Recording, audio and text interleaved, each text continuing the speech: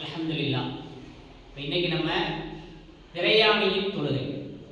பயணி ஒரு ஊர்ல இருந்து இன்னொரு ஊருக்கு போவாங்கல்ல, அவங்க எப்படி தொழுகிறது? எந்த ஊருக்கு போனாலும் எல்லாரும் ஒரே மாதிரி தான் தொழுவாங்க. என்ன சொல்றாங்க? ஆனா பயணம் செஞ்சு போகையில தொழுகையில அல்லாஹ் சில சலுகைகளை கொடுத்துருக்கான். பயணம் செஞ்சு போகையில ஒரு மனிதர் 48 மைல் அல்லது 78 கிலோமீட்டர் பயணம் போனார். ஒட்டஞ்சத்திரத்துல இருந்து ஒருத்தர் கிளம்புறாரு. 48 மைல் பயணம், 78 கிலோமீட்டர். சுமார் இங்க இருந்து மதுரை போறார். தூரம் மதுரை அதோட அதிகம். மதுரைக்கு ஒருத்தர் போறார். இப்ப இவர் தொழுகையை சுருக்கி தொழுகிறதுக்கு இஸ்லாம் அனுமதி கொடுத்தது. தொழுகையை இப்படி ஒரு இந்த ஒட்டஞ்சத்திரத்துல இருந்து கிளம்பினவர் இந்த எல்லையை கடந்துட்டார். ஒட்டஞ்சத்திரத்துக்கு எல்லை எங்க இருக்கு? செக் போஸ்ட் இருக்கு. அதை தாண்டி போயிட்டாருன்னா இவர் தொழுகையை சுருக்கித்தான் தொழுவணும். பயணம் போறவர் திண்டுக்கல் போறாரு, அது கம்மியான கிலோமீட்டர், அப்ப கிடையாது. இங்க எப்படி 4 ரக்காயத் தொழுவோமோ அது மாதிரி தான் அங்கேயும் தொழுவோம். ஆனா 78 கிலோமீட்டர் தூரம் பயணம் போகணும். அப்படி போறவரு தன்னுடைய ஊரோட எல்லையை கடந்துட்டாருன்னா, அந்த காலத்துல ரொம்ப தூரம் போவாங்க பயணம், ஒட்டகத்துல போவாங்க, கழுதையில போவாங்க. இப்போ டைம் ஆகும். ஒரு ஊர்ல இருந்து இன்னொரு ஊருக்கு போறதுக்கு நேரம் அதிகமாகும். இன்னைக்கு இந்த 78 கிலோமீட்டரை சில மணி நேரங்களில் கடந்து போனாலும் அவர் முசாஃபிரா தான் தெரியும். இப்போ பஸ்ஸில் போகிறோம், சீக்கிரம் ஒரு மணி நேரத்தில் என்ன செஞ்சிடலாம், போயிடலாம். ஒரு மணி நேரத்தில் போயிடலாம்ல அப்படின்னு சுருக்கிலாம் தொழாமல் இருக்கக்கூடாது. அவர் முசாஃபிர் தான். எதில் பயணம் செஞ்சாலும், காரில் போனாலும், ட்ரெயினில் போனாலும், ஃப்ளைட்டில் போனாலும் 78 கிலோமீட்டர் தூரத்தை கடந்தாருன்னா அவர் யார் ஆயிடுவார்? முசாஃபிர் ஆயிடுவார். இப்போ இந்த முசாஃபிர் லுஹரு, அசரு, இஷா 4 ரக்காத் தொழக்கூடிய தொழுகையை சுருக்கி தொழுகணும். 2 ரக்காத் தான் தொழுகணும். புரிஞ்சா? ஃபஜ்ருடைய தொழுகையும் மக்ரிபுடைய தொழுகையும் அப்படியே தொழுகணும். அதை என்ன செய்யக்கூடாது? சுருக்கக்கூடாது. அதே மாதிரி இஷாவுக்கு பின்னாடி தொழக்கூடிய வித்ரு தொழுகையையும் சுருக்கி தொழக்கூடாது. இந்த வக்துல ஃபர்லுடைய தொழுகையுடைய நேரங்கள்ல சுன்னத்து தொழ வாய்ப்பு இருந்துச்சுன்னா இந்த பையன் சுன்னத்தை தொழுதுக்கலாம், சுன்னத்தை தொழுதுக்கலாம். அதே மாதிரி ஃபஜ்ருடைய சுன்னத்தை மட்டும் முடிஞ்ச வரைக்கும் என்ன செய்யணும்? தொழுதரணும். கலா முசாஃபிரா இருந்தாலும் ஃபஜ்ருடைய சுன்னத்தை மட்டும் என்னப்பா செய்யணும்? தொழுதரணும்.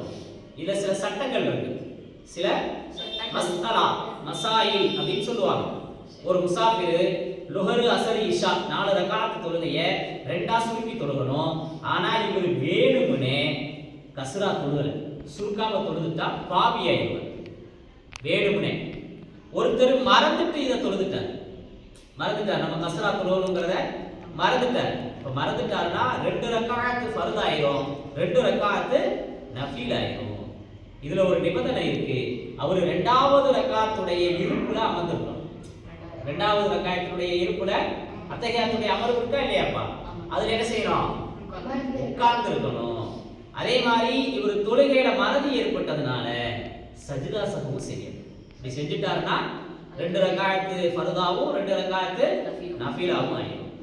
அதே மாதிரி ஒரு முசாஃபிர் பயணம் செஞ்சு போறாரு. அவர் எத்தனை நாள் போனா அவர் தொழுகையை சுருக்கி தொழுகிறது அப்படின்னு ஒரு சட்டம் இருக்கு. அதாவது ஒரு முசாஃபிர் ஊர்ல இருந்து கிளம்பினாரு, அந்த இன்னொரு ஊருக்கு போறாரு. 78 கிலோமீட்டர் பயணம் செஞ்சு அங்க போய் 15 நாளை விட அதிகமா தங்குறதா என்ன செஞ்சிருக்கிறாரு? அவரு 15 நாள் தங்குறதா நியத்து வச்சிருக்காருன்னா அவரு வளமையா தொழுகிற மாதிரி தான் தொழுகணும். உள்ளூர்ல இருக்கிற எப்படி தொழுகிறாரோ அதே மாதிரி தான் என்ன செய்யணும்? வெளியூர்லயும் போய் தொழுகணும். 15 நாளை விட குறைவா தங்குறதா அவர் நியத்து வச்சாருனாப்பா என்ன செய்யணும்? சுருக்கி தொழுகணும். விளங்குதா சொல்ற விஷயம்? அதே மாதிரி முசாஃபிர் எப்ப அவர் முசாஃபிர் ஆகுவாரு?